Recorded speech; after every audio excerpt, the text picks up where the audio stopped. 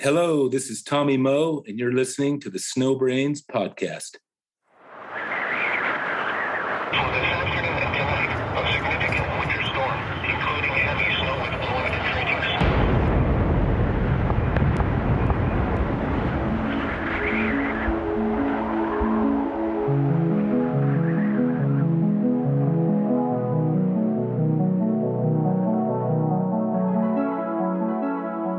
Hello, and welcome to the Snow Brains podcast, where it's my job to interview the most intelligent people in the snow sports industry and pass their fascinating knowledge onto you, our listeners. I'm your host, Miles Clark.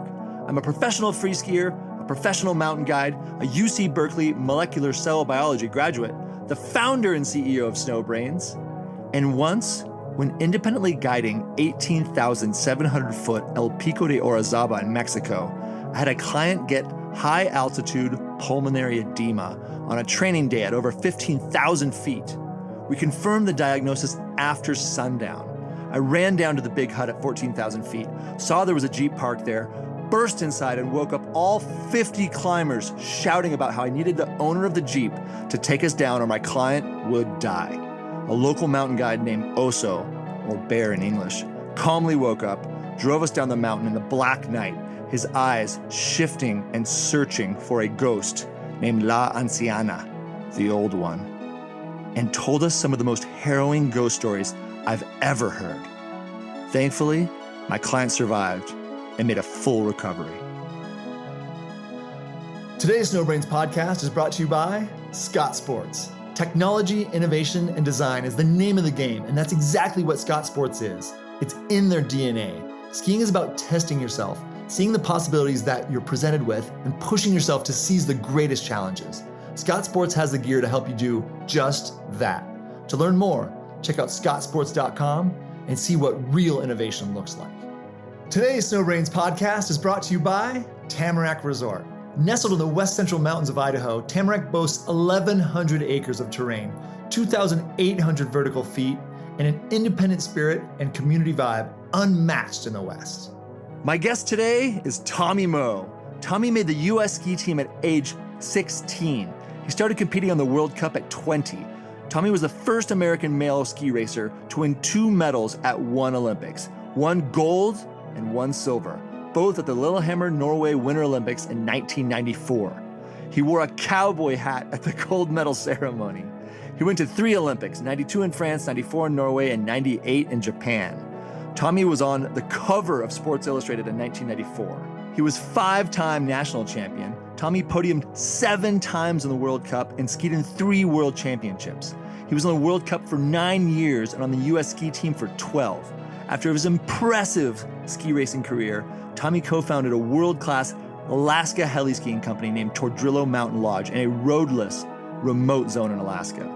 Tommy is a lead heli-ski guide, and his company hosts some of the best skiers and riders in the world, including Travis Rice and Cody Townsend. Tommy was elected to the U.S. National Ski Hall of Fame in 2003. Hello, Tommy. Welcome to the show. Thanks for being here. How are you today, man? I'm doing great. Thanks a lot, Miles. It's a pleasure to be with Snow Brains and just kind of getting ramped up for winter up here in Wyoming. Nice, man. Well, it's an honor to have you. When did you ski last? You know, that's a good question. Actually, I went down to Colorado last week with my daughter. I have Nice. 2 daughters. They're both ski racers, and the older one's name is Taylor. And we went down to Copper Mountain, Colorado, and we hit Loveland and also A Basin. We had a really good time, though. It was her first time actually down in Colorado for a Nice. Jackson Hole Ski Club camp, and yeah, she's fired up. Nice, man. I love it. Well, Tommy, you've done so much. I really want to dig into your ski racing career, what you learned there, your Alaska heli-skiing, Jackson ski guiding, all of it. So we're going to start off with these rapid fire questions, and then we're going to drill down to some of your deeper stuff. How many days do you ski per year? I usually average about 120 to 140 days per season. Holy shit. Wow, man. That's a ton. And how many of those do you think are heli days up in Alaska? I'd say up in Alaska at Tordrillo Heli, I probably get like 40 or 50 days total because we do operations in March and April. And then the whole month of June, I'm up there skiing corn. How many days glaciers and snowfields? Yeah. How many days do you get in June? We start June 10th and go till July 5th about. So Whoa. they're 5-day trips. So we get, 6 or 8, 10 runs a day in the summer in the corn. And, we got the wind shirts on and try to do a lot of multi-sports.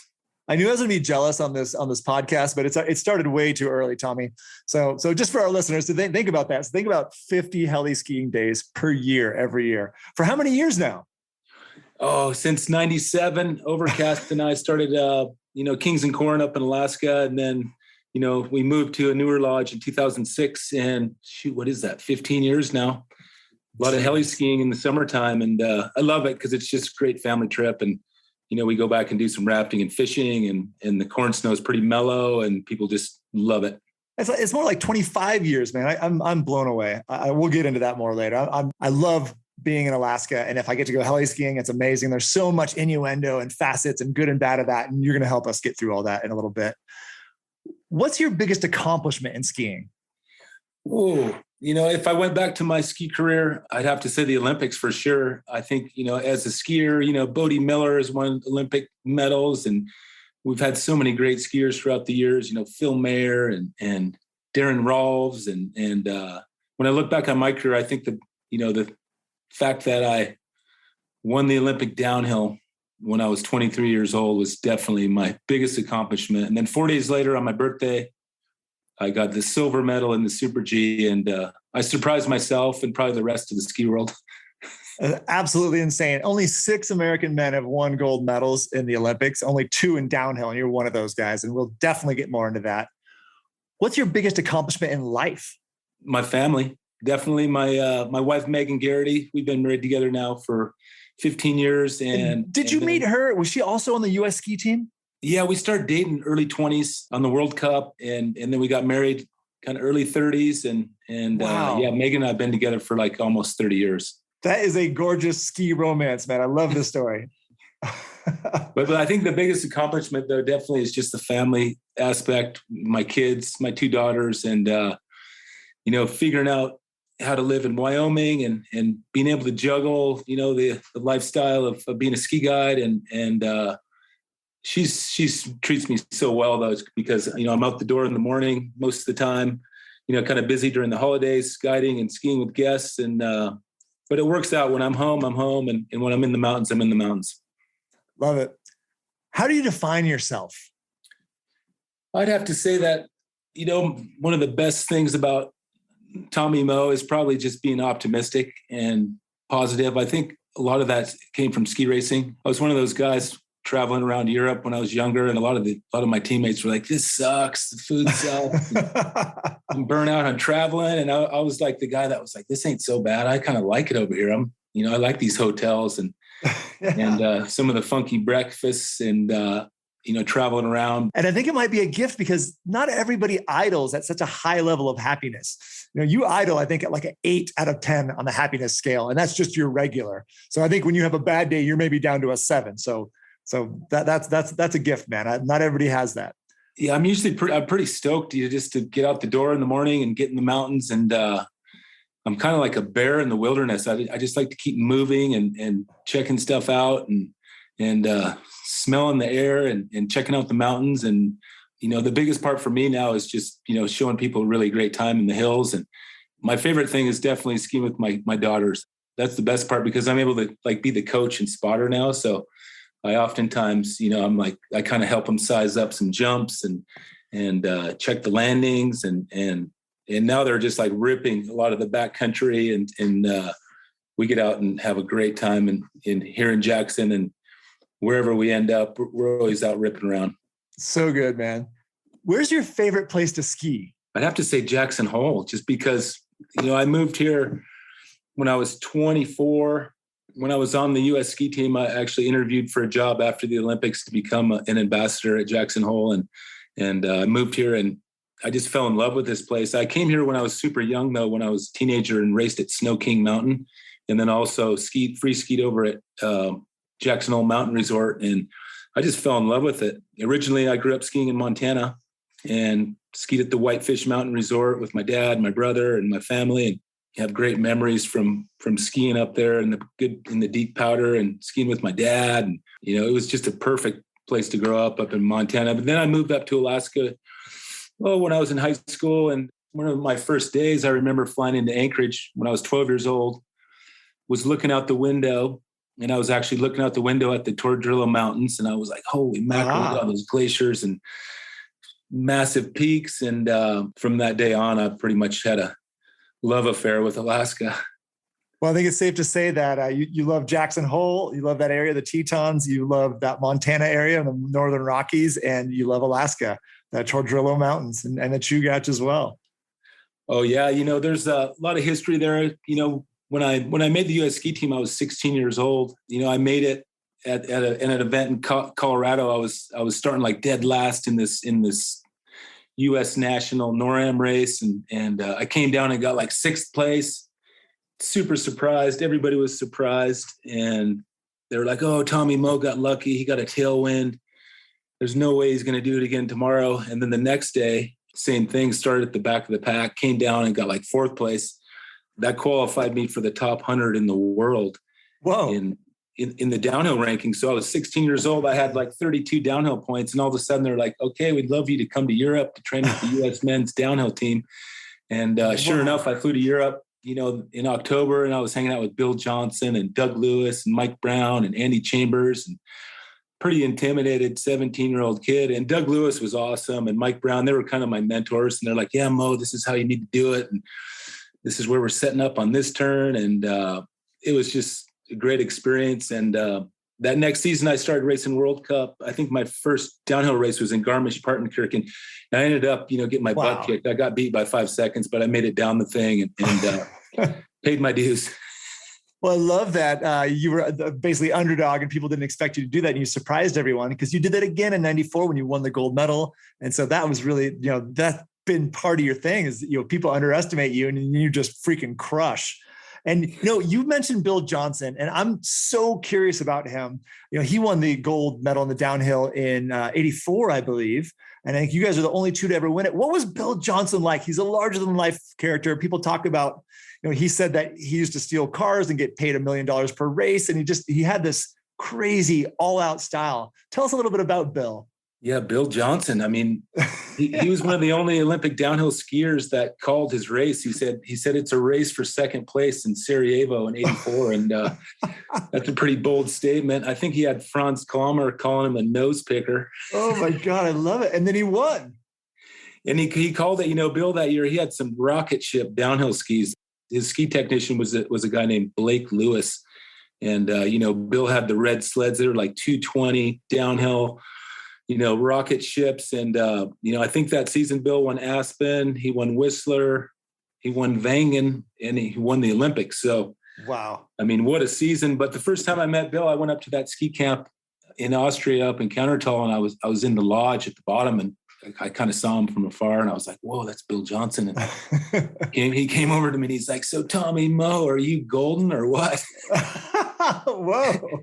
I was like, no, Bill, but you are. That good response, because he was. Yeah, and it was just kind of a wild time, and it was right after his win. So he had his own car and he's like chewing Copenhagen and playing video games, and he wasn't really the best example. And, right. And, Bill, he tried to make a comeback, and I think it was 2001, and had a horrific injury up in Montana at a U.S. national event. And, he just got hurt. He was 40 years old trying to make a comeback. Whoa. It's not a very good idea. No, it's a little late, I think. That's true. Yeah. What would you do if you couldn't ski? Ooh, I think, for me, I love gravity sports. If I couldn't ski, I'd probably be mountain biking or kayaking full time. But if I couldn't ski, I think I'd probably live down in Utah, maybe southern Utah, or somewhere where the mountain biking was great. And, if I could never ski again, I'd probably just have to find another sport where I could get those aggressions out. And the great thing about skiing that I really enjoy is just the fact that you're in control of everything that's happening. It's like you can turn your brain off, start making turns down the mountain, and you just don't think. It's all reaction. So for me, oftentimes I'm kind of on autopilot. So I'm just looking ahead at the terrain and the rocks and the trees and kind of looking for the soft spots to make a turn. And I just, even for me, I'm 51 years old now, and I still feel like a little kid when I'm on the slopes. I love that, man. And it really shows. What scares you the most in the mountains? I'd probably have to say avalanches for sure are the biggest factor. Sometimes, I'll wake up in the morning and see the alpenglow and I just know right away it's going to be a really good day. And then there's other times where you're out in the mountains and things are cracking out and you got like super unstable upside down snowpack and you can see a lot of avalanches that happened, right after the storm. And that's when it's good just to kind of step back and be like, I'm good. I don't need to expose myself or anybody else. And this, we'll just let it heal up. And, that's one thing I learned about avalanche control and, just being safe is, let the snow sit for a day or two before you tee it up, or at least, if it's super high danger, just kind of stay below the 30-degree angle for a while until, you feel that the snowpack set up. But definitely avalanches. Again, rocks are really scary. Early season, I don't really want to dry dock, hit a rock or a stump or a log or something like that. So I like all that. Yeah. And avalanches are definitely terrifying. And that's definitely something that is always freaking me out there. What's the scariest race course on earth?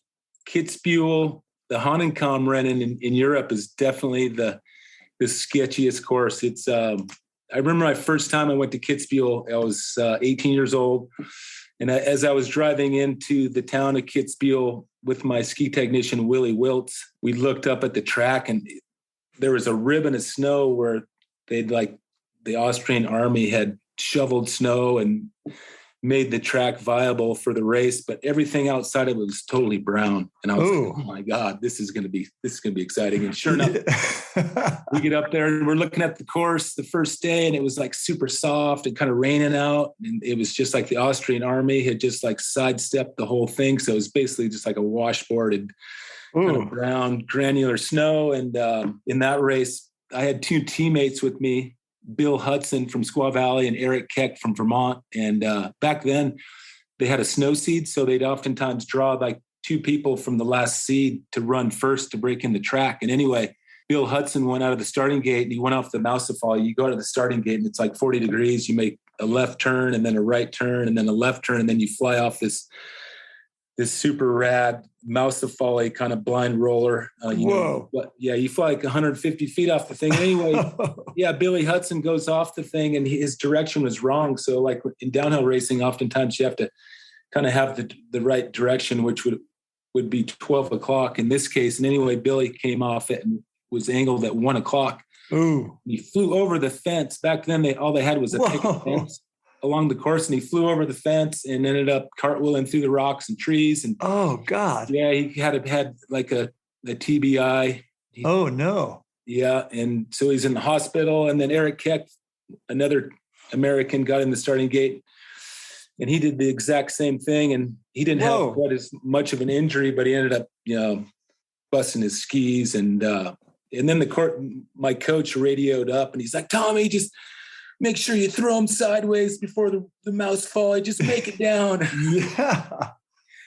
But I think the night before I had a sleepless night. So I was pretty just sketched out on the whole thing the first year I went to Kitzbühel. But then I went back a few times later and the snow was way better. It was like cold and clear and fast. And I had some decent finishes at Kitzbühel. I think I got fourth. It was my best finish. And then I got sixth another time. And wow. And then eighth place. And the Hahnenkamm, it's just the coolest event because there's 100,000 drunk Austrians. It's They're rowdy. Partying and skiing, and everybody's just so fired up about it. It's like the Super Bowl of skiing. It's awesome. Wow. Well, that's great. We get that answer a lot from ski racers here. That the Hahnenkamm is the one, and that's in Austria, to be clear. And you mentioned TBI earlier, and that's a traumatic brain injury. And so I can just imagine Billy tomahawking off course through rocks and dirt and trees. Jesus, that is brutal, man. What do you love most in the mountains? Oh, I love the morning. When you get up early and you got the mountains just gleaming, you got the alpenglow, and I just love the fact that when it's going to be a good day and you have the right crew and, you get up there early and you kind of feel it out your first run and then you can just kind of keep ramping it up. That's the cool part about skiing is depending on people's ability, sometimes people just want to trophy hunt and ski like the biggest, nastiest steep couloir that they can get their skis in. And other times you have people that just want to ski, kind of mellower runs. And for me, I love all aspects. I mean, being a heli-ski guide in Alaska and then working here in Jackson and then being a dad and being an ex-racer, there's not really one part of the sport I don't like. I think the best part for me being in the mountains is just the fresh air, the views, sharing your stoke level with all your buddies and laughing and having a good time. What's the funniest accident or just funniest story that you've had in the mountains? We have a run up in the Tordrillos. It's called Wilkie's Wall. And the first year we started doing Kings and Corn up in the Tordrillos, we were kind of loose back then. And we were partying a lot with our guests and, just kind of cowboy Western kind of deal. And anyway, love it. We were out skiing with this guy, Graham Wilkie, and he was skiing in shorts this one day. And we got up kind of on a steeper head wall it was kind of a couloir, I guess. And anyway, I was like, yeah, go for it, Graham, you're ready to go. And he starts skiing down the thing. And he was skiing in shorts, which was kind of crazy that day. But anyway, he took a fall and he ended up taking a slide and kind of getting caught in a little smaller kind of slough avalanche thing. And it ripped his shorts off.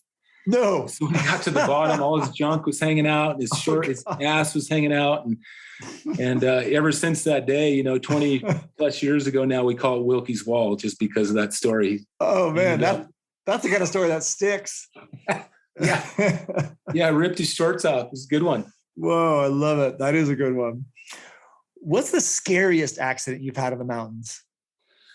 Over the years, I've had a pretty good track record as far as not too many injuries, but when you're out there going for it all the time, you're going to have a few. And, one time I was up in Alaska and I was skiing with a lady at Kings and Corn, and she ended up kind of sliding down a steeper little run and tumbled and broke her leg, which was super scary because it was like an angulated fracture. And we had to get her down to the heli to evac her back to the lodge. But, and then I had one guy get caught in a smaller avalanche. I was guiding with Doug Workman, and a little pocket pulled out. I told him to go left in my track, and he ended up kind of crossing his tips, and he went to the right of the track, and a pocket kind of pulled out. Anyway, it kind of entrained some snow and turned into a big slough, and he ended up cracking his trochanter, which is one of your hip bones. And again, we had to do a little evac rescue, but the scariest one was just a couple of years ago. I was skiing with a really good friend of mine, John Hunt, and we were here in Jackson Hole, and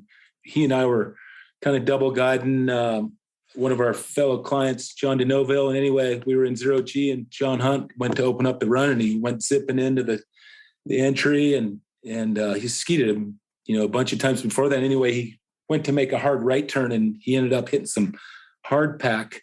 Ooh. And he lost his ski, and he ended up tumbling over some rocks. And I didn't really see it happen, but then I just saw him kind of come sliding out of the bottom of the couloir. And I was like, oh my God, what's going on? And I kind of saw him looking for his gear, but then I skied down to him, and John and I got down to him. I'm like, are you okay? Are you okay, Hunt? He's like, no. He's like, no, I broke my neck. I'm like, what? It's like, what? And he's like, yeah, my neck's broken. And I was like, whoa. Yeah. So we just held him, we got control of his spine and called the ski patrol. Kind of, we moved him into kind of a safe zone right away, and the ski patrol came down and I've seen a lot of accidents, but John healed up great from that. He really did break his neck. Yeah, he ended up breaking C1, which is 99% of the time you break your first vertebrae, it's curtains. So yeah, usually it's they from your skull down, it's 1, 2, 3, 4, and anything above 7 is really bad. Anything above 4 is usually paralysis for sure. So that's amazing. And he recovered. Yeah, he's an amazing skier. This local guy, John Hunt here, and he survived. And they flew him down to Salt Lake, and he ended up, having some surgery, and they put some hardware in there and fused a few things together. But he's back at it. He got super lucky. And as you know, when you're in the mountains all the time, people are going to get hurt. It's just unfortunate that all the fun sports are so damn dangerous. I believe it, man. It's true. And I'm so glad he recovered. And you're right. When you're in the mountains, a lot of times, people get hurt and people pass away too. And that's something that we don't really like to talk about as skiers and riders.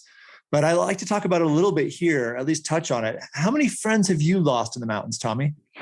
Oh, over the years, in Jackson Hole, we've had, Steve Vermeil and a couple guys went down here in the Tetons. Over the years, I probably lost half a dozen friends, and between helicopter crashes and just all sorts of stuff that happens, avalanches or anything like that.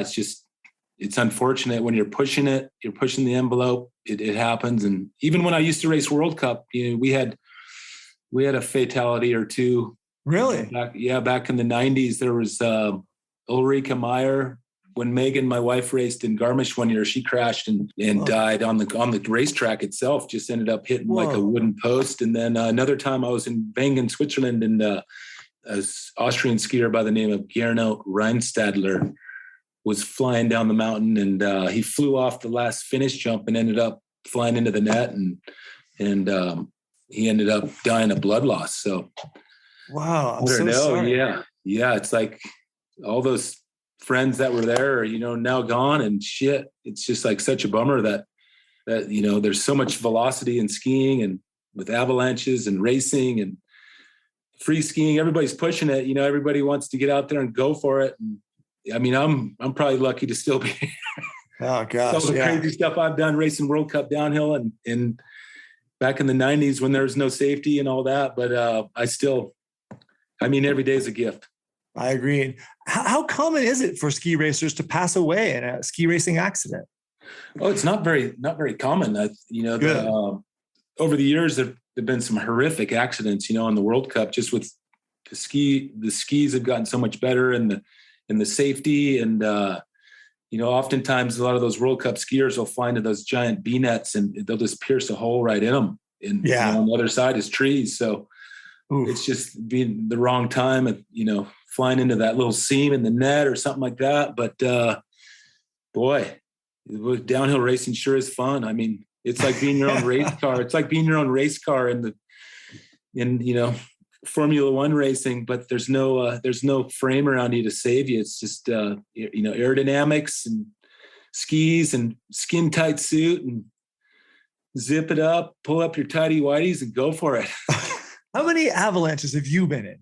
Oh, damn. I've been in a couple. The closest encounter I had one year was probably in Granite Canyon here in Jackson Hole. One year I was with a couple buddies and we were up on one of those runs. I think it was called Northwest Passage. And my two buddies, Hunter and Carl, had skied it the run before. And it was like first week of March. It snowed like 2 feet and there was a little bit of a crust underneath it. And sure enough, we skied down the run and Carl and Hunter stopped and they're like, yeah, Tommy, just take this next part down. It's all on track for you. And I was like, sweet. And it was like this kind of open little planar face. And I kind of got out on it and I was like, damn, this feels weird. And I kind of poked the snow a little bit, kind of jumped on it. And then it's like, I don't like this. And I did a kick turn, like flipped my left ski over to the left. And then the whole thing just cracked right below my tips. Whoa. And the whole, it was like a 2-foot crown and the whole snow, it sounded like glass when it broke. And it just went all the way down to the creek like a class 3er. And it was as close as I've been to getting caught in a giant avalanche. And then we've had a couple other, in Alaska. The first year we opened the lodge, I was up there with Jeremy Novus and Kim Reichhelm and the late Greg Harms and Mike Overcast. And we were just opening up Tordrillo Mountain Lodge. And, we got it all set up. It was perfect. We put together this bar at the lodge and got it all ready for our first ever group of guests. And the whole week we were setting up, it was totally sunny and cold. And so there was some surface hoar developing in the mountains. And then it snowed like 3 feet. And so we went out as soon as the guests got there and everything was cracking out. Like you'd look at a slope and it avalanche. And sure enough, we landed the helicopter up on a slope. And I think Overcast was down below me. And when we landed, the helicopter, just the vibration of the helicopter set off like a class 3 avalanche where it started like, whoa. It was about 1 foot deep at the side, like the wall. And then it went to 3 feet deep. And the guest that was on the slope, somebody yelled avalanche. He turned around, saw the avalanche coming down and he ended up just falling over. Whoa. And it kind of pasted him a little bit and it didn't bury him completely, but there's a reason that run's called Ike's for Ike Dana. who fell over as the avalanche came down and hit him. Not the perfect response, but it worked out.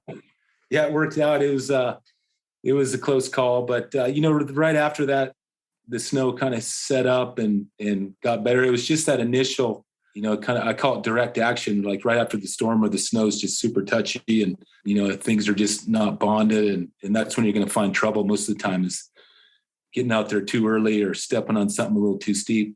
And I'm so glad that you weren't in that avalanche on the Northwest Passage. I know that line. It doesn't go straight. At the end, it has a big hook and it's just rocks, and there's no good place to be in that. So I'm glad that did not drag you down with it. Have you ever been hurt while skiing? Oh yeah, I've had some injuries. The first real bummer injury that I had was the year after the Olympics.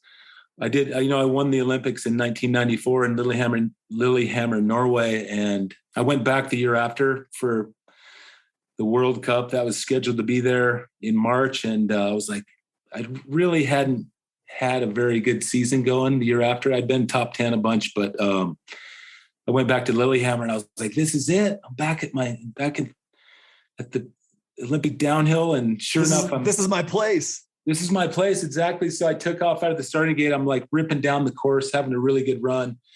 And I got down to a section of the course. They named it Tommy Moe's Channel. Oh, Tommy Moe's Corner. And sure enough, I hooked an edge right in that spot, fell backwards, going 60 miles an hour, right under my tails. Oh, and totally blew up my knee. Oh man. Gosh. And what a juxtaposition. You win gold and the next time you come back and rip your knee off.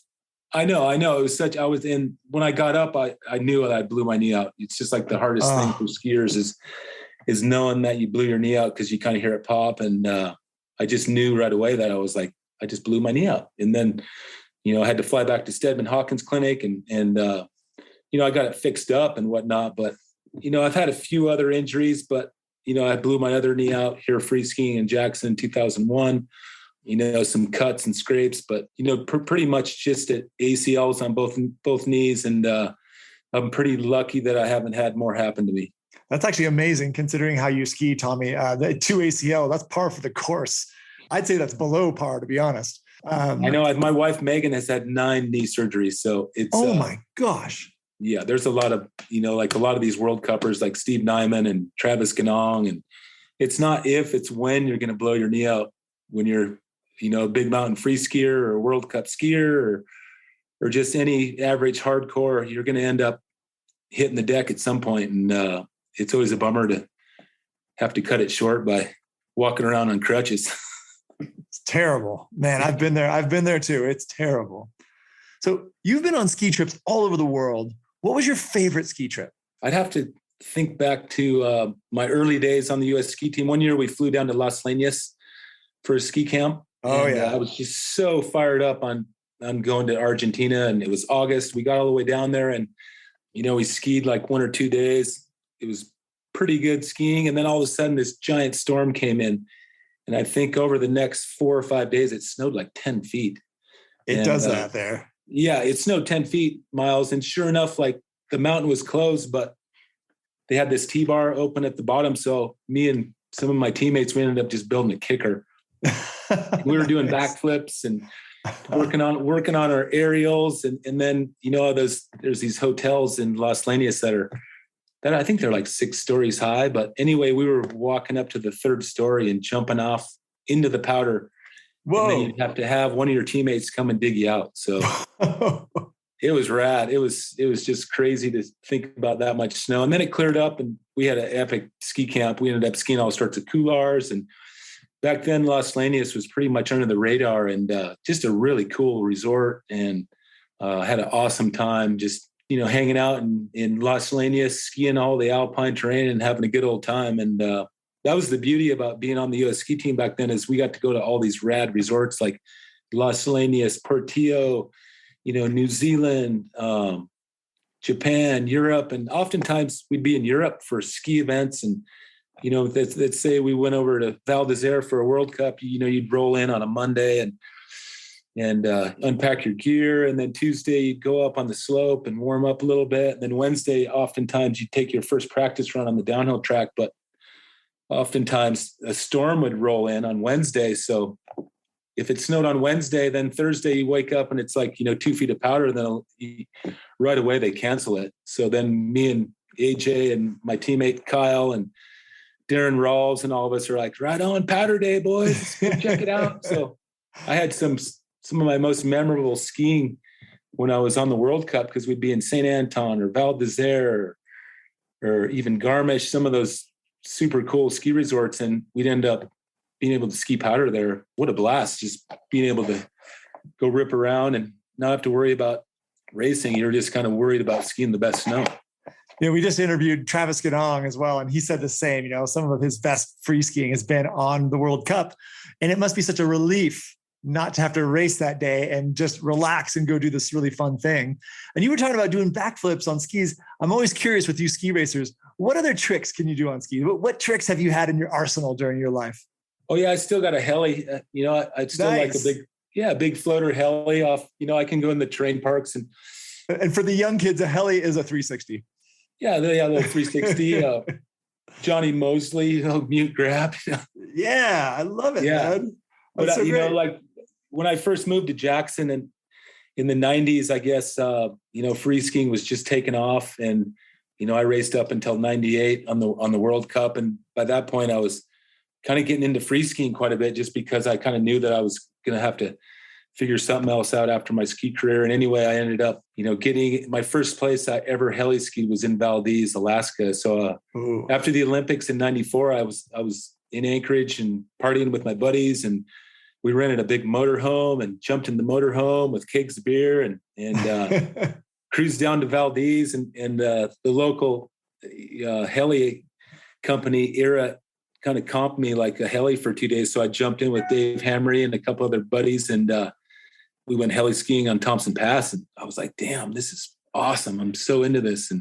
And so then every spring in the mid 90s, kind of late 90s there, I ended up going to Valdez just because I was so in love with heli skiing. So I'd hook up with Doug Coombs, and I did a little bit of filming with Teton Gravity Research, and Yeah. I was hanging out with Jeremy Nobis and Brant Moles and Yeah. Seb Legends. Michaud, and I ended up forerunning the World Extreme comps in Valdez a couple years in a row, just because all my friends were competing, and it was just such a cool time to be in Valdez. And then of course used to ski a bunch with Doug Coombs up there. And I remember one day I was with Doug and Andy Lunn and Matt Lunn and then Tim Petrick. And anyway, he's like, yeah, just wait till tomorrow. We'll tee it up. And sure enough, we went out with Doug that day. And I remember we were doing like first descents, like Yes. Cube and Happy Top and all these just magical, giant Alaskan runs, and kind of got into my blood pretty early. And then around that same time, I helped start Chugach Powder Guides down in Girdwood with Mike Overcast and Dave Hamry. And Whoa. we started doing the I didn't know Chugach that. Powder. Yeah, we started because Mike Overcast and I started a rafting company back in '94 in Girdwood. Because when I was racing, I was like, I needed to figure out something for after my ski career, and I was into rafting and kayaking. So we had the rafting company, and then in '97 they got a permit to ski the Chugach, and so we were out pioneering a lot of the terrain around Girdwood with Dave Hamry and Dave Marshall and Mike Overcast, and then Chugach Powder Guide started, and then we eventually we bought the current TML Lodge, which is on Judd Lake. We bought that in 2006. And, before that, we do all our summer trips under Chugach Powder Guides. And eventually we just kind of had a little bit of a falling out because there was too many irons in the fire. And then Mike and I just decided to start Tordrillo Mountain Lodge. And it was kind of a serendipity type of event because we found some friends to help us buy the property, and we've been, skiing the Tordrillo since 2006, and it's just a vast, awesome mountain range. And as you know, like Travis Rice comes up and films, and Oh yeah. and a lot of the big ski pros have been out there, and it's a cool place because it's kind of off the radar a little bit. You got to have a little bit of money in your pocket to get out there because there's no road. You got to have an airplane. You got to have an airplane to get out there. And I'm a big fan of skiing in Alaska, whether it's the Chugach or the Talkeetnas or the Tordrillos. It's just a special place. Anywhere in Alaska, as you know, you just got to hit it right. You got to be lucky. It's like throwing a dart at the board. Yeah, Alaska heli-skiing is like that. That's great. That one of my questions was, what was your transition from ski racing to Alaska heli-skiing like? And that was it, man. I had no idea you were involved in Chugach powder guides and then started Tordrillo in 2006. I mean, you only retired in 1998. So there's a small window there before you started this huge endeavor. And we might as well jump a little bit more into that. So you started in 2006, I believe you said, you started the Tordrillo Mountain Lodge. So where are the Tordrillo Mountains? Oh, the Tordrillo Mountain Range is 65 miles, pretty much, I'd say northwest of Anchorage. If anybody's ever flown into Anchorage, oftentimes you kind of fly into the airport. And if you just look out the left window, depending on which way you come in, you see this big, vast mountain range. And it's, I'd say it's about 60 miles long by about 40 miles wide. So it's massive. It has, some of the glaciers are like 30 miles long. To the north is Denali National Park. And then to the south of the Tordrillos is another national park called Lake Clark National Park. And, they left the Tordrillos out of the state park just because they wanted it to be used for recreation, I think initially back in the day. And, there's a lot of people that go out there and ski tour. And then a lot of people go hunting and hiking and fishing and rafting. And it was just kind of the right time for us to find a lodge. In 2006, we found the current property that TML sits on was actually built in the late 90s as a fishing lodge. And then we ended up finding the owner, and he was willing to sell it.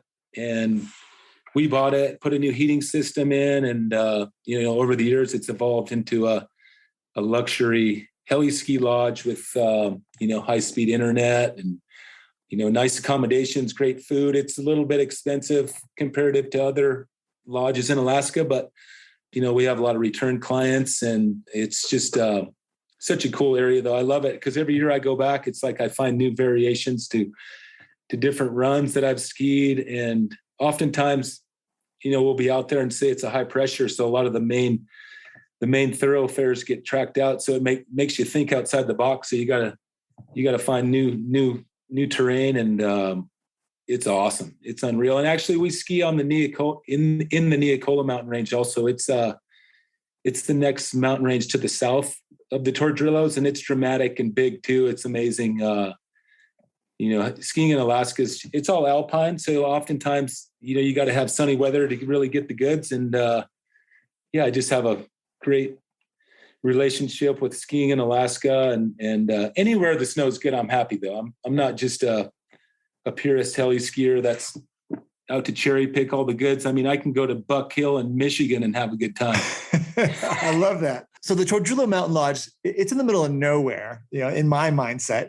How did you guys pick that spot? And what's the skiing like there? Is it different than the other ranges in Alaska? Oh yeah. The first time we went to the Tordrillos it's kind of a funny story. We, initially my friend Mike Overcast and I went on a hunting trip way out. We flew way up to the headwaters of the Squentin River, and we did like this raft trip for 10 days. I think that was like 97 or 96. Anyway, we were floating down this river. We got dropped off by a bush plane, 100 miles from nowhere. And we were doing some hunting for caribou and looking for some dull sheep and some moose. And I just remember floating down the river, and we kept looking up at these mountains going, oh my God, look at those things. They're beautiful, like glaciers and steep pinnacles and couloirs. And then sure enough, the next year rolled around, and we ended up leasing a helicopter in Anchorage. So I remember we called up Nobus and Wes Wiley and Tim LaPointe and Kim Reichhelm, and we all were like, yeah, we need to all come up with $2,000 so we can lease this helicopter and go check out this mountain range. So we, sure enough, we're in Anchorage, jumped in this old Jet Ranger, and we organized the fuel to get flown out to the Winter Lake Lodge, which is on the Squentin River, where we did the raft trip. And sure enough, we went out there and we just kind of did a recon. It was just me and Overcast and Nobus and Wes Wiley and Kim Reichhelm. And we ended up going up into the mountains, and it was the first week of June. So it was corn snow, and we ended up flying around in this little beater helicopter and with a sketchy pilot. Yeah, I love it. 90s in Alaska. Yeah, we ended up finding some really nice terrain just right outside of Winter Lake. And then we flew down to the river and took a raft with us and found some really good salmon fishing. And we ended up the next year, we marketed the trip as Kings and Corn. And I think that first year we only had 6 guests, and we pulled it off for a week. And then the next year we had 3 groups of 4 people. So then we had 2 sessions, and then year after year, it just kept growing. And so then, we kept running Kings and Corn up until I think it was, for 7 or 8 years. And then we kind of had a falling out with the people that ran the Winter Lake Lodge. And sure enough, we flew down from Winter Lake to the TML current site. And we looked at that lodge and went, wow, look at this place. Cause it was kind of defunct. It was empty. And we went, we need to make an offer on this place. We need to find a new spot. And sure enough, we made an offer and found some investors, and we ended up purchasing the Tordrillo Mountain Lodge in 2006. And the next year we're like, let's do a trip in April. Wonder what the skiing's going to be like in April. And sure enough, we went out there and hit the mountains in April. And that was when it was a bit sketchy right after we opened for the first time. But then every year after that, we ended up bringing more groups in and making a season out of it. Went from 1 or 2 weeks to 4 weeks to 6 weeks. And now we do 8 weeks. We do March and April at the TML, and March and April are always, the best months out there for winter skiing. And then we usually shut it down in May. And then June, we open back up early for our Kings and Corn trip. So we've been doing that for a number of years. And the Kings and Corn trip's awesome because, we go up and ski in the morning and ski from, 9 to 1. And then by that time, the snow's a little soft and a little bit sticky. And then we just shoot back to the lodge, and we have, a water ski boat, mastercraft, we have rafts, e-foils, fishing. Wow. And then we have this new thing called the Via Ferrata that people can enjoy. You go rock climbing. Oh yeah. Up the Iron Way. And it's been a fun ride to see that place evolve as a founder. And it's such a cool area. It's just, somewhat hard to get to, but as you know, Alaska, if you can just get up there at some point in your life, it's so spectacular and majestic that I look forward to going up there every chance I get. I agree. I go up there every year, and it always blows me away. I spent a summer up there once working in McCarthy. And I always tell people too I recommend summer too, maybe even more. There's so much you can do in the summertime, and I love that. And so we kind of started this with saying you've been on ski trips all over the world. Where was your favorite place? And we got into all of that information. And I got to ask you, because I ask everybody, is there anywhere you would not go back to? Oh, let's see here. Where would one place I probably would not go back to. I went skiing in Sierra Nevada, which is in Spain. Okay. And we were there for a ski race once, and I think it was just a little too flat, and it was all above tree lines, and the visibility wasn't that great. And it was one of those places that I probably just won't end up going back to Sierra Nevada. I kind of like a little steeper terrain, but there's, as you know, if it's flat light and the snow's not good, it's not all that fun. It can really not be fun at all. Is there anywhere you've not skied yet and you really want to go ski there? Oh, yeah. There's that one place in India I'd love to go check out. I think it's called Gulmarg. Yeah, Gulmarg. Yeah. Gulmarg. I haven't been there yet. That's on the radar. Himalayas. I know they have Himachal Heli-Ski. Oh, yeah. Love to go there. I've worked with a few guides that work there, and they say it's awesome. And of course, I've been to Japan a number of times, and I love skiing in Japan. I went to Hokkaido a couple of times and flew into Sapporo, and then went up to Niseko. And the last time I went, I had an amazing trip. I think, it's Japanuary. Yeah. Oh, yeah. That's when you want to go. Or Japao, right? Yep. Japao. And the word's out. I think Japan's just really cool. Hokkaido, at least, because it's an island. They get tons of snow, and the trees are just super spectacular. Those eucalyptus trees, and a lot of the people that ski in Japan, that they're not that aggressive as far as going into some of the backcountry. And I had a good friend that was showing me around in Niseko, and man, we had a good trip. We were skiing this, beautiful powder all the way down to hot springs, and then the cold Kirin beer, and then the sushi and the noodles and all that. I mean, I can't wait to take my kids back there someday. I spent 4 seasons in Japan when we had the big drought in California, 2012 to 2015. And I was in Hakuba mostly, but I can second all of that. Highly recommended. Japan, just for the culture and food, is worth the trip. What's your favorite ski movie of all time? Oh, I'd have to say Blizzard of Oz. Yes, Blizzard's a classic. Blizzards of Oz, with Glenn Plake and Scott Schmidt, Mike Hattrip. Yeah, I loved watching Glenn Plake. I mean, I ran into Plake a bunch when I'd be training down at Mammoth, and he was always a cool guy. I know what an icon in any way. Oh, yeah. The first time I had to sign autographs after the Olympics. I had to go to Vegas for the SIA ski show. I walked into this convention center and there was like 200 people in line. And I was like, what are all these people here for? And the person that I was with was like, they're here for you. And I was like, oh, whoa. Really? Yeah.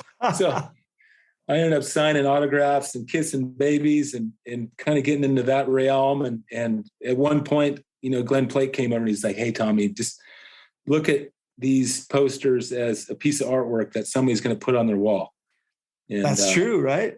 Yeah, it was kind of cool because, Plake's made such a great career out of his, his personality, and he's still doing stuff for Elon, and he's just kind of like the Energizer Bunny in the ski industry. He just never gets tired of talking to people, and what a cool guy, though. There's very few people that have done as well as he has as far as, making your career last your whole life. And I just still look back on my career, and it seems like a whole different lifetime to me, actually, being the Olympic skier. I bet.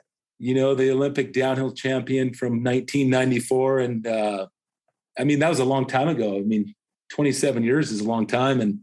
But the cool thing about the Olympic downhill or even World Cup, you can win World Cup races and people will kind of know who you are. But I think the Olympic downhill is it's almost like a badge for life.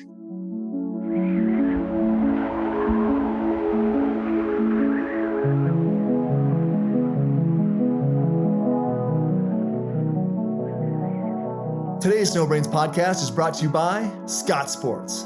Skip the lift lines this year and get into the backcountry. With all the new Scott winter essentials, you're set to have a safe and fun time in the mountains.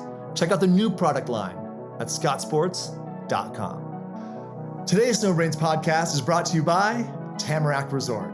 You might come to Tamarack for the views that unfold across the valley or the unspoiled terrain and vast open bowls.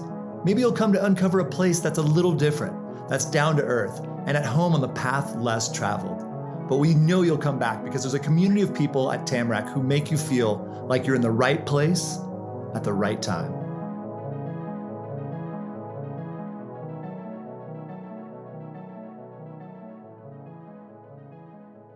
You mentioned just now the difference between an Olympic gold medal and a World Cup race win. So which one of those two means more to you? Olympic gold. Yes. Yeah, the Olympic gold was, going into that season, I'd been second in the World Cup the season before. In 93, I got like second at Whistler, and then I got fifth at the World Championships. And the Olympic season came upon me, and it was just, everything came together that year. I was like super fit. I was strong. I was on these Dina stars that were, every pair was fast. I remember rolling into the Olympics there going, damn, this might be my time. And I had a really good friend on the ski team that year. His name was Kyle Rasmussen. And I remember talking to Kyle, and he's like, yeah, man, one of us has got to win a medal. Like we got to lay this down, and things got to come together, and sure enough, like the first training run happened, and I got like, I don't know, I think I got like 20th place. I was a little bit bummed. And then the second run, I did a little better than the last training run before the Olympic downhill. I got 4th place, and I was like, that's how we need to do it. Yeah. That's good. That's good. I mean, I can probably get a medal tomorrow if I can keep my head on my shoulders. Yeah. What was your mentality that gold medal day? Yeah, it was weird because like that night, I went to get some rest, and my roommate, Kyle Rasmussen, was snoring really loud. I hate snorers. Yeah, he was a snorer. So I had to jump up. Worst people. Jump up, and I moved. I relocated my sleeping setup, and I didn't sleep all that well, but I got like 6 hours, whatever. But then I woke up in the morning, and I was just like, okay, this is going to happen.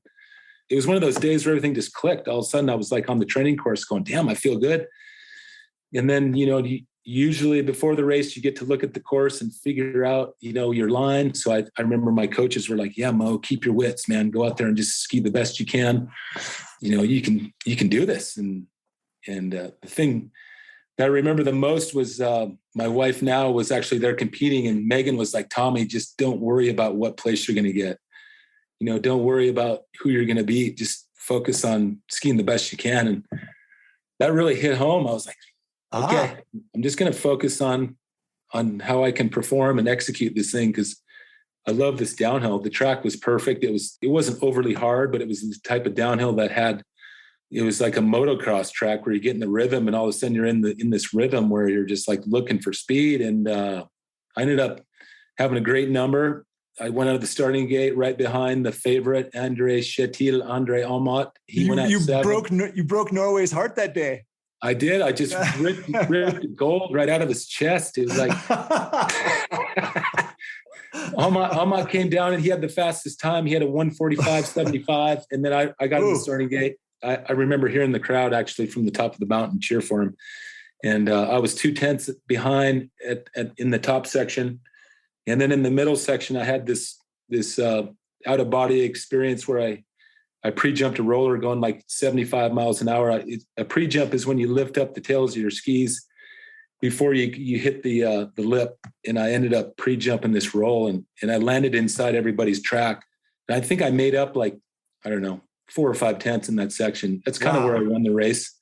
Wow. And then I maintained my speed throughout the bottom. I flew like 180 feet off this jump at the very bottom. And when I was in the air, Miles, I was like, oh my God, I'm going to land outside the gate. And when I landed, I literally landed like in the compression right inside the gate. And then I just grabbed my full tuck. We used to call it the bullet tuck. Grab your bully. And then I came to the finish line at the bottom, and I was kind of hoping that I'd had a good run, and I wasn't sure because I felt like I was in slow motion. But, I looked up at the board and saw one, and I was like, holy shit. Oh, yeah, buddy. I bet. Like, hopefully this.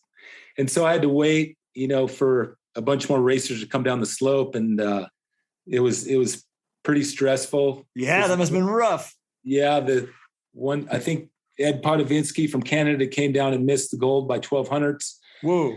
And then another French dude, Nicholas Burton, came down number 36 and missed it by like 1800ths. But then once you got into the 40s and 50s, it was kind of like, I think I just won this thing. And the craziest part for me from that was the next morning. I mean, that night I went and did a couple of interviews. I went to the award ceremony, and they're like, American Tommy Moe from the United States of America, gold medal. And woo!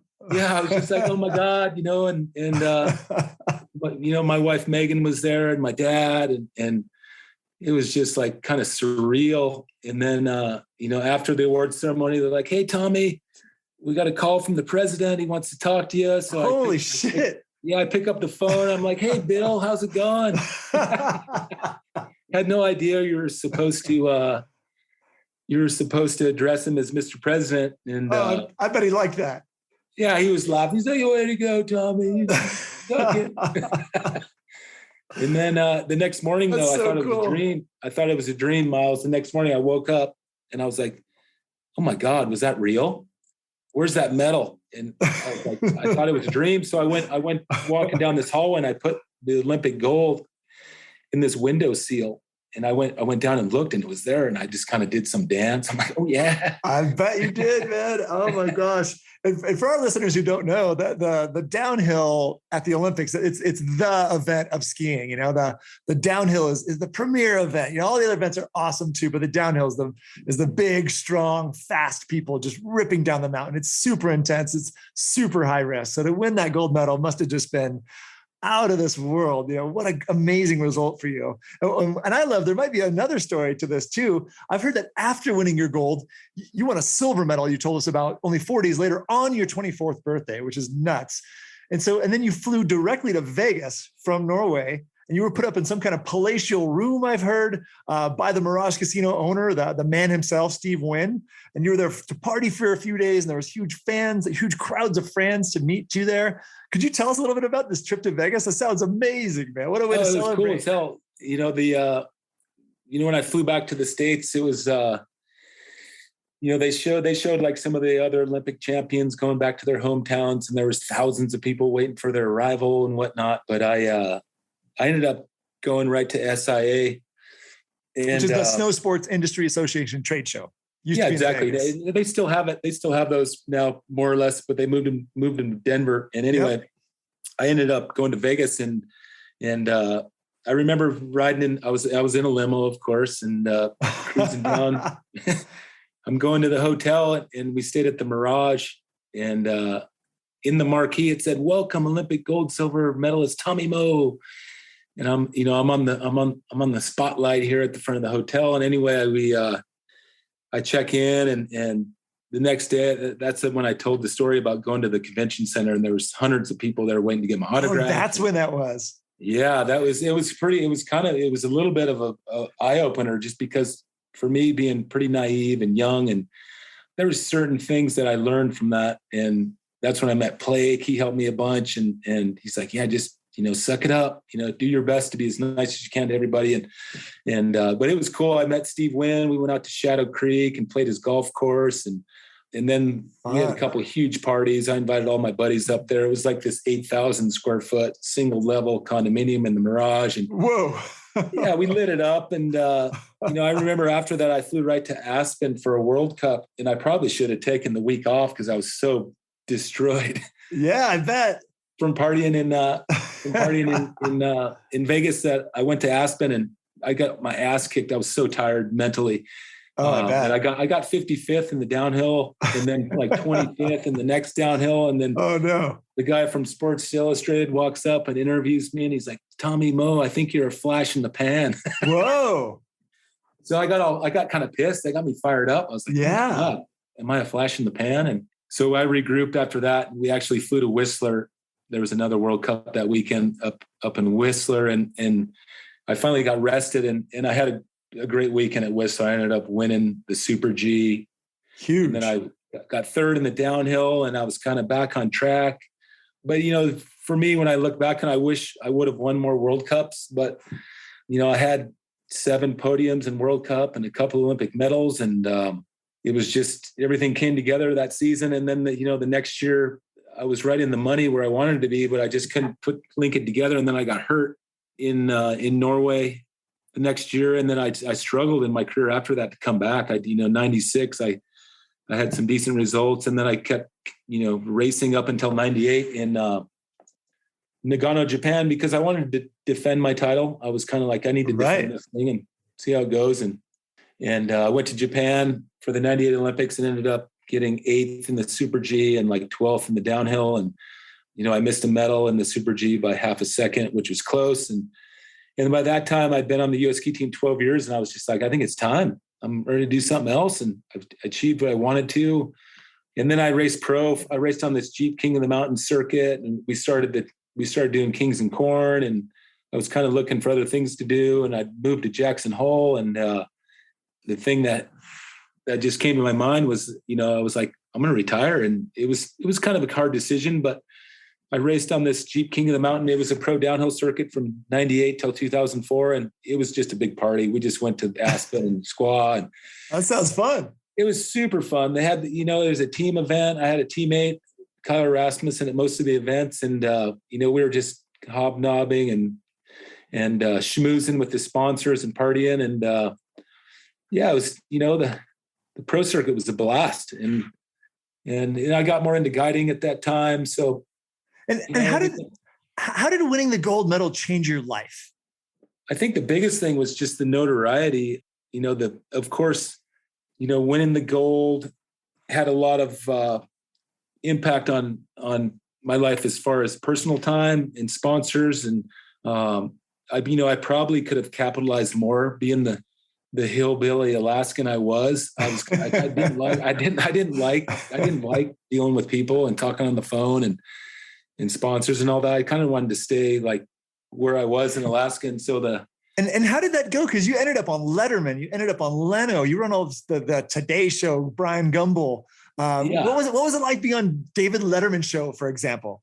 It was a trip. I think that, the thing that really changed for me was just the spotlight. All of a sudden you just have this spotlight shining on you, and you have to really, talk to people and talk about your run and talk to the sponsors. And it was a learning experience for me, but I ended up working with IMG, International Management Group, and they actually coached me and helped me with a lot of my ski contracts. And I was getting appearance fees and then making appearances at events. And that was awesome. I think, what was it like? Like just for example, what was it like being on the David Letterman show? Oh, the David Letterman's mom, she gave me a ham.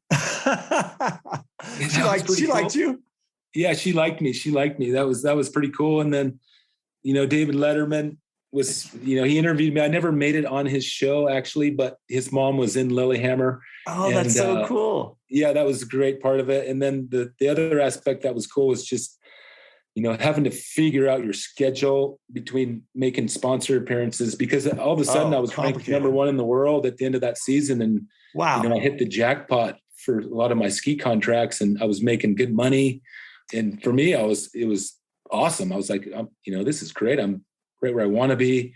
I got an agent. I'm making appearances. I'm traveling to certain little ski shops, help sell Dynastar Lang, Look, Kerma, Spider, Boeri. I had all these killer sponsors, and I had a line of clothing with Spider, and nice. I'd go hang out with Dave Jacobs at the Spider headquarters in Boulder. We were designing all these different clothes, and it was just a really cool time in my life. And I learned a lot from the business aspect of it, and at the same time, I was trying to figure out my career afterwards. And a lot of World Cup skiers in Europe, if you're an Olympic champion, usually you go and you start like your hotel, or you get a hotel and put your name on it. Oh, is that right? Yeah, a lot of those guys end up, they start like a guest house, and they put all their Olympic and World Cup trophies in the lobby, and then they're there, helping people enjoy their experience. But I did the opposite. I went to Alaska and started a Heli-Ski company. That's way more American. I love it. Yeah. And so and now I do have my Olympic downhill skis tacked on the wall at TML. And yes. And oftentimes people ask me if they can see my run. So I have it all teed up on the computer. We go nice. Plug it in. They want to see the Moe show. So it's kind of grainy, I have to get the VHS tape out. Oh, that's good, man. That's good. It's like an old vinyl record. I like that. It gives us some authenticity. One of my questions, and you mostly touched on it, but how do ski racers make money? Is there a good system in place? Oftentimes, for the World Cup skiers, back when I raced, at the end of the 94 season, I was ranked number 1 in the world in Super G. And, back then I had a ski contract with Dynastar, and in the contract, they had like it was called a victory schedule. And basically that had like Olympic gold, so much money, Olympic silver, so much money on down, and then ranking. So if you were ranked number 1 in the world, you'd max out the contract. And nice. That happened to me. Yeah, it happened to me. I had a great deal with Dynastar Lang, and I skied Solomon Bindings and Kerma ski poles. So all those different sponsors had little schedules, and I did pretty well. But the biggest one for a lot of ski racers now is pretty much your headgear sponsors. So if you watch like Michaela Schifrin or Lindsey Vonn, they have like Red Bull on their helmet, and yes. That's pretty much like if you're Michaela Schifrin and you have Barilla as your sponsor, that's kind of the moneymaker.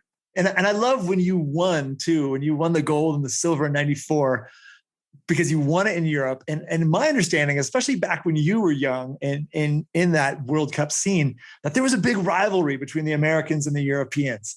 Can you speak to that? What was that like? Or did it exist at all? Yeah.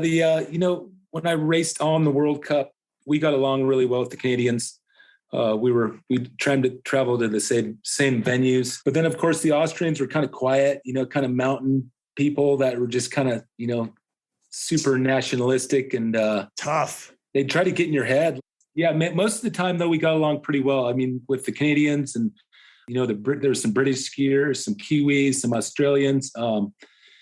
And I think most of the time now on the World Cup, everybody kind of gets along pretty well. There's not really too much, animosity or hatred on the World Cup, because you're kind of going to the same venues and you're on the same tracks. And, I'm sure there's some of the racers that, don't really care for each other, but I had a lot of great memories on the World Cup from, the days that we used to free ski with Rob Boyd and Brian Stemmel and, we were doing backflips together and hanging out and traveling and, great memories. But, the language barrier is there for sure. I bet. I didn't so really many speak, languages. Yeah. I didn't speak German. And so, so most of the Euros would speak English and we got along pretty well. I mean, especially the Scandinavians were class acts, the Swedes, of course, Frenchies were super nice. The Swissies and Austrians were nice people too. They're just a little more nationalistic, a little more quiet.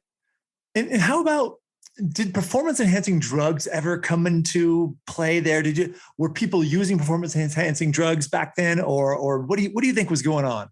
In my career, I didn't have any involvement with any performance enhancing drugs. We just lifted weights and we practically overtrained when I was on the US ski team because often we'd go up on the slope and hammer out like 4 or 5 hard runs on a downhill course. Then we'd go have lunch and then watch our video. Then we'd go to the gym and work out. And we almost did too much. So, and what about the Austrians? I've heard rumors and stuff like that back in your time that, some of the Euros might've been, but nothing, obviously nothing confirmed, but I'm always curious. Yeah. I think there was an Italian that got busted for HGH, human growth hormone.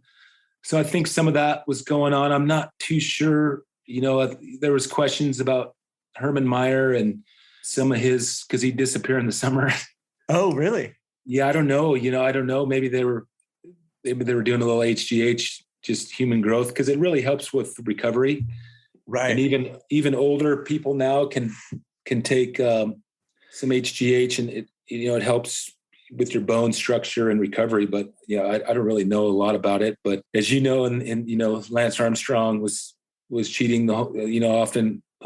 And I don't know about the World Cup though, because I know we even got drug tested a bunch back then though. Every time you finished the World Cup event, you had to pee into a vial and they checked it for for all that caffeine and nicotine and whatever else they were looking for. So, but on the World Cup level now, I think it's pretty strict as far as drug testing at the Olympic level. There, USADA, they'll come and knock on your door at any given time and give you a test. It's crazy, man. Well, thank you for all that. Let's jump into free skiing because you obviously do a ton of free skiing now, especially in Alaska and Jackson Hole. You're clearly comfortable in big mountain terrain. You've been in ski movies, all of this. So when did free skiing start for you? I started free skiing at a super young age in Montana. My dad, Tom Sr., was a really good free skier. Like I said earlier, he had the white stag ski pants on, the powder horn jacket, the pom-pom hat. He was just swiveling through the bumps, just smooth as hell. And, my dad was kind of my idol growing up because he was just a really good free skier. And so we'd free ski in Montana. We'd hit huge jumps all the time. They were comparable to some of the hits in some of the train parks that they have now, but they were natural. There was one in Montana called the Big Drift. That was actually a fault where the mountain kind of opened up this huge like half pipe thing that had like weird. Yeah, it had this super cool, 150 yard in run into this giant compression that went up 75 yards. And then it'd just send you into the air for, 20 or 30 feet. And then it had a steep landing. It was cool. The best jump ever. And sounds awesome. Yeah, it was so rad. And I guess later on they ended up filling it up to make a snowmaking pond for snowmaking, which is unfortunate. But then we had another one called the Ham that was similar. It was the Ham. It had this in run through the trees and it kind of sent you way up in the air. And as a young skier, I loved free skiing. In Montana, I started free skiing at a super young age. And then when I moved to Alaska, I remember going up on the hill in the afternoon and I'd be the first one up there. And I was just so jacked to go rip down some of the free runs and, as hard as I could, as fast as I could, just going for it, back on the technology that we had back then, no fat skis. So what a blast. I mean, yeah, the racing aspect, when I was growing up, racing was pretty much the only avenue. So of course I wanted to be like Phil Mayer or Bill Johnson. And I had those dreams as a young skier, but I was always a free skier. When I moved to Alaska, I remember free skiing with some of my buddies. We were doing flips and this one guy, Mark Ide, we were up on Eagle Rock once, and he was on the UAA ski team, but a really good free skier. And he went off the jump and did a double front and stuck it. And I was like, oh my God, that's rad. Yeah, the free skiing was just like, I just enjoyed being out there, and that feeling you get when you're ripping down a run, and you're linking everything together and popping off a few rocks or little hits. I mean, what a blast. I mean, even to this day, I still love, the little knuckle, the little spines that we get in Alaska. And even here in Jackson with my kids, we find these little popper rocks, little cliffs. And my skis leave the snow. I can jump when it's deep, but I don't really send it like I used to. But for my kids now, I find these, we have all these little hits. We have one cliff called Dwayne Johnson, the Rock. That's a great name. Must be big. It's pretty big. It's kind of looks like it's his face too. It's all just, whoa. It fills in. And then we have another one in Rock Springs called Eagle Rock. And so early season, it's like a 20-footer.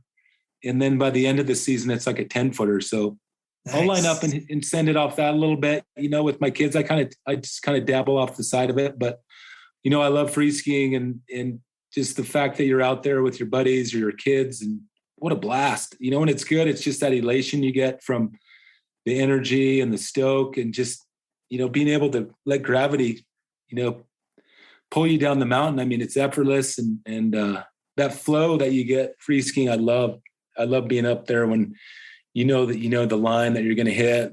And I mean, I still feel like a little kid when I'm in the mountains and enjoy free skiing. What a blast.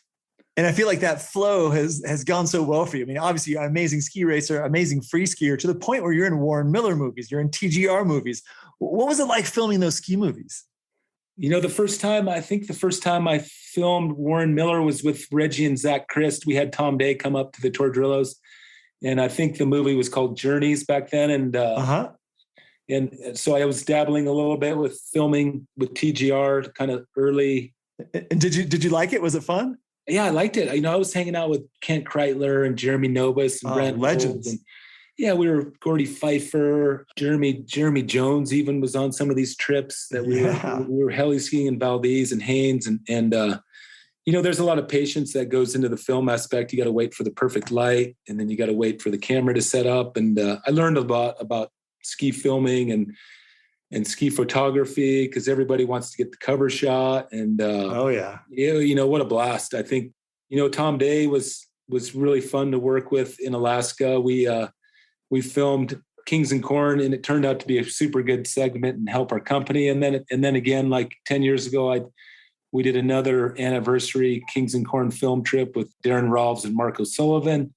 And all the Squaw Palisades Tahoe boys. Yeah. So we did another little segment there, and I think that one was Line of Descent, because they talked about how I had kids, and Johnny Mosley was in that one, and how he had kids. And then what was the last time? Oh, then we filmed another one just 3 or 4 years ago here in Jackson. Whoa. With it was a Warren Miller segment I filmed with Jess McMillan and Griffin Post and Rob Kingwell. Wow. And we filmed, just right here in Jackson. And, of course they captured, Corbett's Couloir, and we had an amazing week. We were just doing the, kind of the 1 or 2, 3 turns where it's just coming over your head. And it was awesome. And speaking of Jackson, you are a ski guide for Jackson Hole Mountain Resort. I seem to see you out there every freaking day, charging around with clients. You're out there all the time, sometimes on skis, sometimes even on a snowboard. Just tell us, how long have you been ski guiding at Jackson Hole? Oh, I think this is year 10 here in Jackson. I started working for the Mountain Sports School here, late 90s, just doing these Tommy Moe all mountain camps, because, Doug Coombs was here and he was doing steep and deep camps. And so I started dabbling into the camp setup, and sure enough, I started, Jackson Hole started early with having guides in the backcountry, and I was certified, and I started talking to Brian McGuire, and I was like, yeah, I'm ready to guide in the backcountry, and he's like, yeah, we'd love to have you, and sure enough, I'll have guests that I ski with in Alaska that end up coming to Jackson. Nice. And then oftentimes I'll ski with guests here in Jackson Hole where they want to know about Alaska. So there's this little give and take there that ends up working out really great. Cause, it's great because I can meet new guests and, in our sport, it's always good to meet younger people that are fired up about skiing somewhere new. And, I love being able to, look out my window here in the Tetons and see the, Cody Peak and No Name Peak and Rendezvous Peak. I'm looking at them right now, and I just, sometimes I'll even get my binos out in the morning if it's a good day and kind of look at the surface and be like, damn, it's going to be a good one. And by that time, we're already figuring out the guide meeting, and then I just pretty much roll onto the bus, right down here from my house and jump on the bus and shoot out to the resort. And then, hit my locker, get my boots on, and then jump out of the locker right down to the tram. And usually we load the tram at like 8:36 or 8:48 and get up early on the mountain. And then usually the patrol opens it at 9. And oftentimes we just kind of rally the inbounds on a good day, because, some of the inbound terrain here is off the hook good. And we end up ripping that till it gets tracked up. And then we'll go drop into a Rock Springs and maybe a Green River or Four Pines. And it turns out to be super easy, fun guiding, and, big vertical, 4,000 feet. And Jackson Hole's known for great powder. And, when it's on here, as it can be some of the best skiing in your life. So, we're so lucky to have access to the Tetons, at least the southern end of the Tetons here. And I'm a big fan. And almost every time I see you out there, you're on their second or third lap by the time I even get out there, man. So always impressive to see you guys out there crushing it. And I got to ask you more about the snowboarding, because you yelled at me one day when you were snowboarding and I was kind of ignoring you, because in my mind, you're not a snowboarder. And it's a real, oh shit, that's Tommy. So how long have you been snowboarding, and how long have you been snowboarding well enough to guide on a snowboard? I love snowboarding. When snowboards first came out, I was in Montana with my brother, and I think he got like a Burton back hill, or like, when I grew up, I did a lot of skateboarding with my brother and buddies around Anchorage area, like street skating. So I had the skateboarding down. And then snowboarding, when it first came out, I think it was must have been mid 80s, or late 80s. And we got a Burton board, and I was like, picked it up super fast. And then sure enough, at Kings and Corn, back late 90s, Overcast and we had a lot of guests that snowboarded. So we were like, we better snowboard here. And so we ended up snowboarding on the Corn, and I loved it. I was like, it's rad, because super fun. You're riding sideways. It's fun as hell. And if you have guests that snowboard, they love it if you snowboard. And then at the Tordrillo Mountain Lodge quite a few years back, Laird Hamilton ended up coming up, and he came up with a really good friend of his. This guy, his name was Don Wildman, and he's since passed, but Don loved it if I snowboarded with him. He's like, Mo, are you going to snowboard with me tomorrow? I'm like, oh yeah. We got Laird out there and Dave Kalama and all these dudes. No way. And, they loved it because, it's always cool if you have a group of snowboarders to snowboard with them, because you kind of know where to traverse. And right. And then a couple of years ago, Travis Rice was up at our lodge, and he left a couple of those his signature Orca snowboard. Oh wow! And so those are just like new technology, super awesome. It has the magnet traction edge. Oh, those are weird. Yeah, the wavy edge. Yeah, wavy edge. So I really loved that when I got my hands on one of those. And it's just cool to kind of mix it up. And I've had some amazing days in Alaska and even here in Jackson Hole with high mountain heli-skiing, snowboarding. It's just kind of cool, because it's, the thing about snowboarding is it's just more, fore aft. You're kind of leaning forward and kind of leaning back on your heels. And I think snowboarding is a little bit easier on your body compared to skiing. Definitely. Skiing, you get more angulation and more hip, so there's more upper lower separation. And the deal with snowboarding is, if you have the right condition, it's awesome. Because I love like wake surfing and wakeboarding, and I've gotten into foil boarding a little bit behind the boat, and it's just super cool. And I really enjoy snowboarding because it's just the perfect tool for the right conditions. I really want to get into snowboarding as I get older and get more into that, because I spend all my off-season time, all of it, surfing. I love sliding sideways on a board. So I've got to get into it. There's one thing I'm definitely curious to ask you about is, how has skiing changed over your lifetime? Like, what patterns have you noticed change in the ski industry and in your life and in skiing in general, snowboarding, all of it? I think the pattern that's changed the most is the expense. Like, just the fact that it costs like $180 to get a lift ticket now at some of the top resorts, whereas when I was a kid, it was like $35 or $40. But the lifts when I was a kid were super slow. They were like these 2-person riblets that took a long time. But skiing, it seemed like in the 70s and 80s was pretty chill. Like, people were pretty laid back about it. It was all about, the après skiing, of course, and getting your turns in. And it seems like now at a lot of the bigger resorts, like in Utah and Wyoming and Montana and whatnot, a lot of the people can see what the conditions are like from the webcams. Right. And, they can get an icon pass. And so they can jump in their car and rally up to Jackson from Colorado.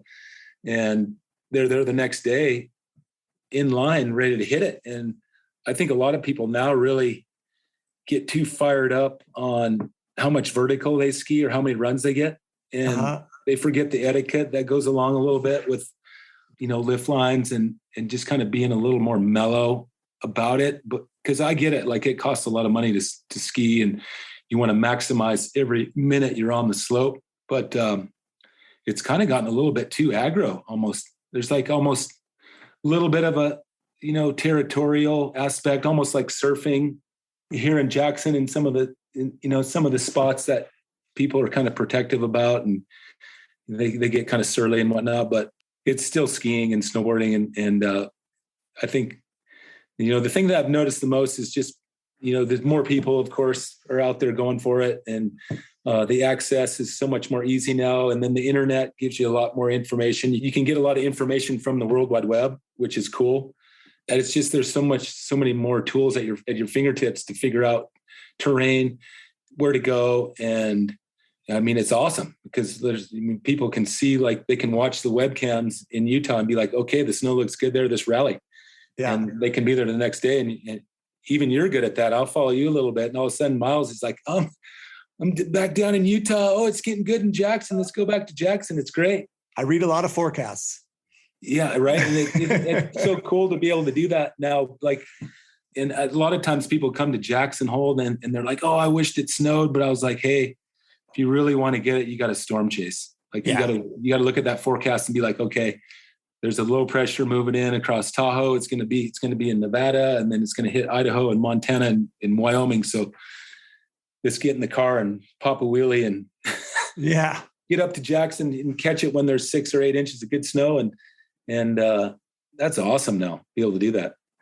Yeah, but I agree with you. The aggro and the territorialism and the lack of inclusion sometimes is definitely a challenge. I agree with you on those things. So partying and skiing, I read that you said you don't party like you used to in an interview, but maybe you did when you were on the World Cup a little bit more. Has partying ever been a problem for you or other ski racers on the World Cup, or just skiers that you know?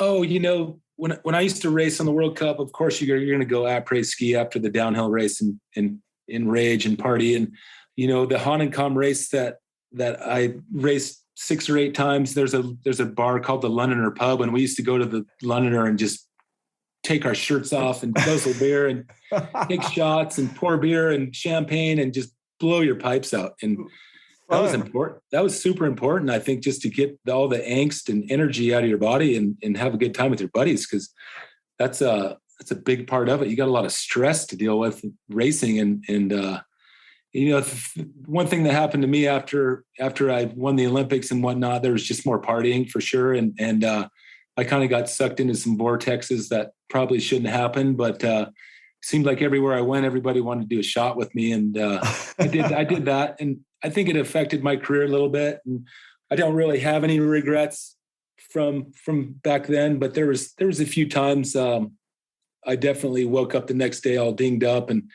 especially when I raced on the Jeep King of the Mountain. I mean, it was just one giant party. And, my 20s, we used to party pretty hard, after the races and whatnot, but I was still focused. And then my 30s, I started getting a little more loose, and my 40s, it seemed like I had kids and was drinking more, and I'm a little bit predisposed in my family. There was some alcoholism that happened in my genetics with my mom and my grandpa. And so finally I just had to give up the booze. Like 6 years ago, I was like, it's time to throw in the towel here. And good for you.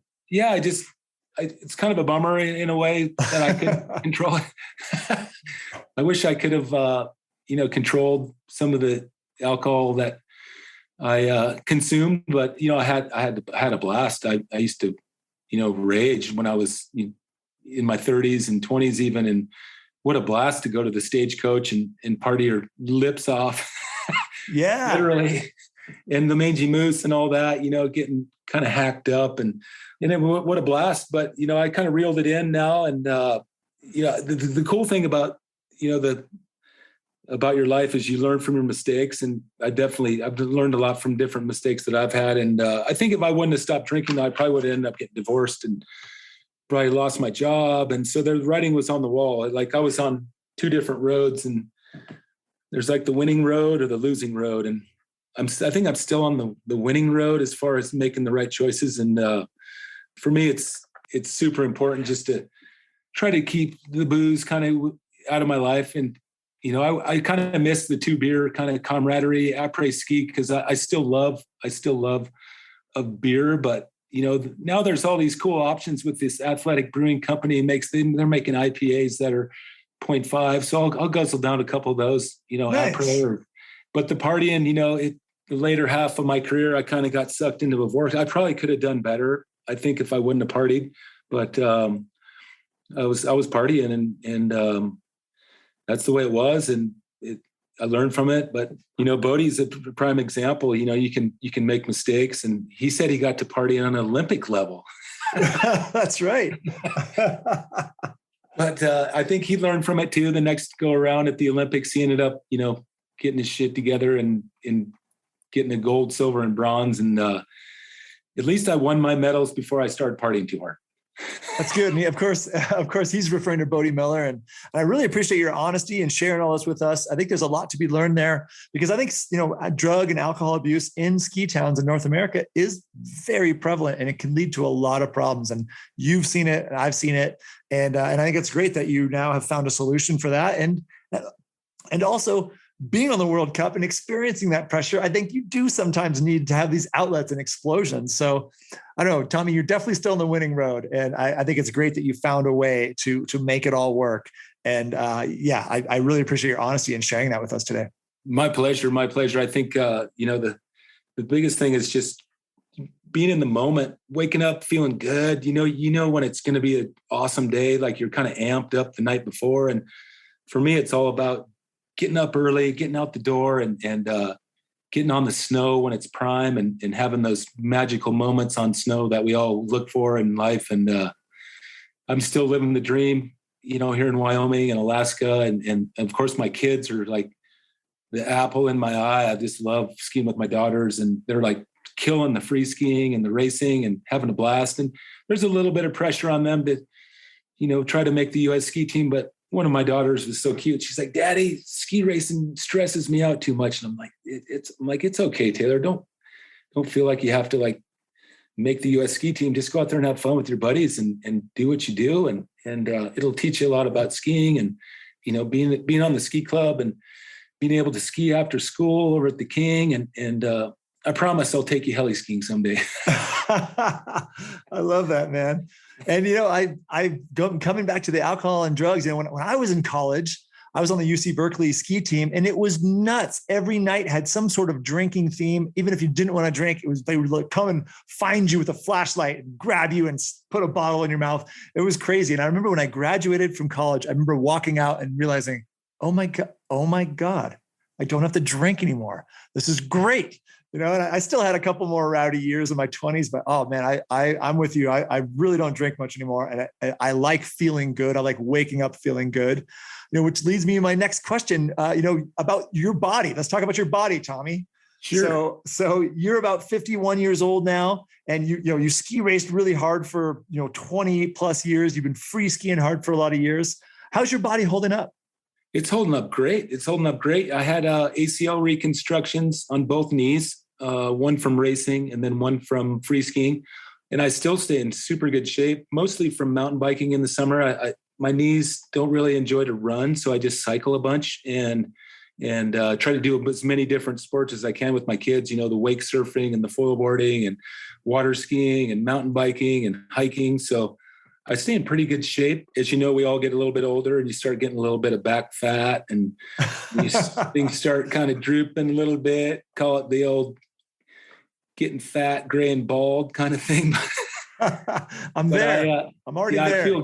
I feel good though. It's like until I look in the mirror and see some gray hair and whatnot, I'm like, damn, I'm doing pretty good. I'm still pretty fit and my body's doing really well though. I like I said, I do a ton of mountain biking and try to eat well, a lot of salad and a lot of vegetables, a lot of fruits. And it's all part of it, staying hydrated. There's so many cool little snacks that you can eat now that keep your energy going during the day. And I just try to eat somewhat healthy. I can put anything I want pretty much in this body and I'll burn right through it. And I just try to stay as healthy as I can. And it's hard when you're skiing in the winter and you end up eating pizza for lunch, but that's normal. And, just keep the motor going, with what you can and try to stay in decent shape. I think it's important to do a lot of more stretching as I get older. Like I have these foam rollers.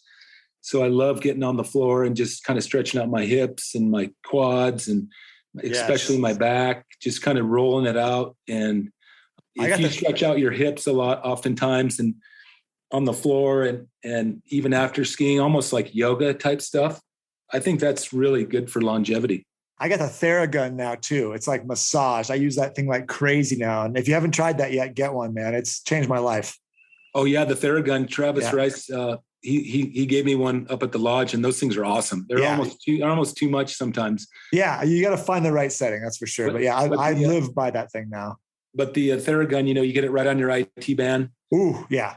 And just hammer the IT band on your legs. And I think stretching and staying fit and even riding a bike indoors is super good just to kind of get the lactate out of your muscles after a big day hiking. Because we talked about it earlier a little bit. Like when I was on the U.S. ski team, we often overtrained, which was just work hard ethic more. You got to keep lifting weights. And now I guess a lot of those top performers on the World Cup, they'll go on snow and do 4 or 5 super hard runs. And then in the afternoon, it's pretty much just cycling and stretching, just recovery mode. So smart. I think that's awesome for a lot of the newer athletes, just to, kind of read what your body's telling you and try not to overdo it. Thank you for that. Earlier I forgot to ask you a question that I think is just such a fun question for our listeners. So what's your favorite book or books? Ooh, that's a good one. Yeah. I think my favorite book is Touching the Void. Oh, okay. Yeah. Tell us more because not everybody knows that one. Touching the Void. It's about the 2 climbers down in South America. They're on some giant peak. I think Bolivia, right? Yeah. Climbing up. They made a movie about it. And the story is awesome because the guy ended up falling. One of the partners fell on the rope and it was pulling the other guy off the mountain and he ended up having to cut the rope. Wow. And let his buddy fall to what he presumed was his death. And then, the guy climbed the mountain, got off the mountain at least, and then went back to his camp. And like 2 days later, his partner came crawling back into the camp and was all beat up, but survived. And love that story. Just, with all the mountaineering stories that are out there between, Alex Honnold climbing mountains and just, I love those climbing stories where they're out in the elements, whether it's on Denali or, some Mount Everest. I just love the fact that you have to survive when you're in the mountains and I'm not a hardcore rock climber or climber by any means, but I've climbed the Grand Teton a couple times and nice. I haven't skied it yet, but I've skied most of the Tetons. I love ski mountaineering. I've done some crazy routes here in the Tetons and, anytime you ski down a run and have to rappel a little ways to get over a cliff, it's pretty exciting. Absolutely. And terrifying. Yeah. I've done just a little more than I am comfortable with a few times out there, but highly recommended book as well. Touching the Void, blow your mind. The last question here, What's next for you, Tommy? What's next for you in your life's journey? I think the next chapter is with my kids and my family here in Wyoming. My daughters are Taylor's in 8th grade, and little Taryn, the younger one, is in 6th. So I'm going to keep having as much fun with those little rugrats as I can, at the ski club, and they're really good soccer players. Wow. One of my younger daughter right now is she's down in Florida. She made the Olympic development. Whoa! Congratulations. Yeah, she's doing really good with it. That's and nuts. So she's down in Florida today doing some ODP, we call it, Olympic Development Program. And I'm just going to keep guiding and keep learning, keep training. I think the biggest thing for me is staying in the mountains, guiding guests, skiing with my family, having good days, having bad days, staying positive. I think that's super important. I've always been optimistic about conditions, and being patient, as you know, in Alaska is always important. Very important. But the next chapter is just to keep doing what I'm doing. I'm definitely, over 50 now, so I call it the backside of the mountain. Well, you made it clean, man. Good for you. I'm on the backside a little bit here now, so I'm going to keep riding it and looking for good snow and keep my eye on the ball for sure. Tommy, that's all I've got for you, man. Do you have anything else you'd like to add here at the end of the show? I think it's important to keep reading the forecasts and watching the weather and stay in shape, take care of your equipment. Your skis are tools, not jewels, right, Miles? You hit a lot of rocks out there. I went through about 4 pairs of skis last year. Remember, I had an orange one and a yellow one for a while. I'd broken one of each, put 2 together. Yeah, stay light. Yeah, stay light on your feet. And, I need to take some tips from you, man. Keep dancing around in the mountains, having a good time. That's what it's all about. And I love, I love skiing, and I still have that anxiety a little bit before the winter where I'm just like kind of fired up, because I love the early season skiing because you're so fired up about it. Usually in March and April, everything's just kind of more autopilot, We're satisfied. Yeah, I'm kind of satisfied. But again, early season is always a blast because you're getting your equipment dialed in and looking for the snow to kind of fall and just getting out there and ripping with your buddies, whether it's on hard pack or groomer or even some POW or some early season conditions. Just go out there and have fun and get the dust off and stay stoked. Love it, Tommy. Tommy, it was great talking to you today. I hugely appreciate you. Thanks a ton for being here. And I very much look forward to seeing you and skiing with you in Jackson soon. Tommy, thanks again, man. I appreciate you. Have a great rest of the day. All right. You too. Thanks a lot, Miles. Good luck this season. Thank you so much for listening to the Snowbrains podcast. If you liked this podcast, please share with your friends and family, and please subscribe.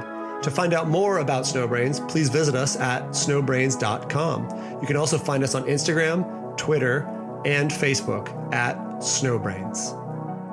Today's Snowbrains podcast is brought to you by Scott Sports. Looking to test the boundaries but fearful of high-risk situations? Scott Sports knows the danger. That's why they've developed the Patrol E1 Avalanche Backpack, which is what I personally use in the backcountry. It's the ultimate free skiing avalanche backpack, pushing the boundaries of innovation. The supercapacitor technology, along with exceptional design, result in one of the lightest electric airbag backpacks on the market to date. To learn more, go to scottsports.com.